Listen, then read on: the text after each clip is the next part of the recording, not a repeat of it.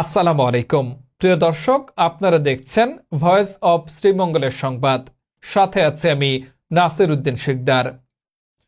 রক্তদাতা সংগঠনগুলো মানবতার সেবায় যে ভূমিকা রাখছে তা সমাজে ইতিবাচক পরিবর্তন আনছে।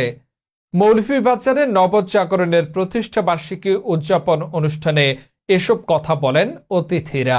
বিস্তারিত দেখুন প্রতিবেদনে। রক্তদান ও স্বেচ্ছাসেবী সংগঠন নবজাগরণ ব্লাড গ্রুপ মৌলভীবাজার এর প্রথম প্রতিষ্ঠা বার্ষিকী উদযাপন উপলক্ষে স্বেচ্ছাসেবী মিলন মেলা অনুষ্ঠিত হয়েছে। গতকাল সোমবার সকাল 10টায় মৌলভীবাজার পৌরসভা মিলনায়তনে আয়োজিত অনুষ্ঠানে সভাপতিত্ব করেন সংগঠনের ভারপ্রাপ্ত সভাপতি আসাদুর রহমান আদিল এবং সঞ্চালনা করেন মিনহাজ আহমদ। আয়োজনে জেলার বিভিন্ন রক্তদাতা সংগঠন ও স্বেচ্ছাসেবীরা অংশগ্রহণ করেন। উপস্থিত অতিথি ও সংগঠনের সদস্যদের মিলনে অনুষ্ঠানটি পরিণত হয় মানব সেবার অঙ্গীকারের এক অনন্য বন্ধনে। অনুষ্ঠানে অতিথি ছিলেন পুলিশের সাবেক এএসআই আইন মোহাম্মদ আব্দুল করিম মিন্টু, সমাজসেবক খসরু চৌধুরী, খিদমা ব্লাড ব্যাংক এর কেন্দ্রীয় ভাইস চেয়ারম্যান ও মৌলভীবাজার জেলা পরিচালক মুস্তাকিম আল মুনতাজ তালুকদার, সমাজসেবী সৈয়দ আহসান আক্তার দোলন, সাইফুল ইসলাম, শাহিন আহমেদ, খিদমাহ ব্লাড ব্যাংক বড়লেখা শাখার পরিচালক কিবরিয়া আল মাহমুদ প্রমুখ।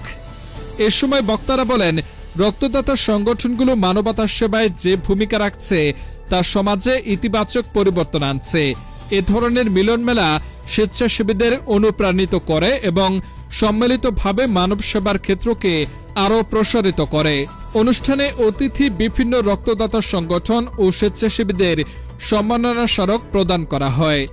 এছাড়াও উপস্থিত ছিলেন জুবাইল আহমদ ফাহিম, মাহিন আহমদ ইব্রাহিম, আলাউদ্দিন আহমেদ আবদুল্লাহ, মেহেদি হাসান মালেক, শামসুর রহমান শান্ত, মাওলানা জুবাইর আহমদ মাহিদ, এম তাজুল ইসলাম, আব্দুল কাদের, ফায়েজ আহমেদ, তারেক আহমেদ, শেখ নাইম সহ নবজাগরণের দায়িত্বশীল ও সদস্যবৃন্দ। শেষে মোনাজাতের মাধ্যমে নবজাগরণের প্রতিষ্ঠা বার্ষিকী উদযাপনের আনুষ্ঠানিকতা সম্পন্ন হয়।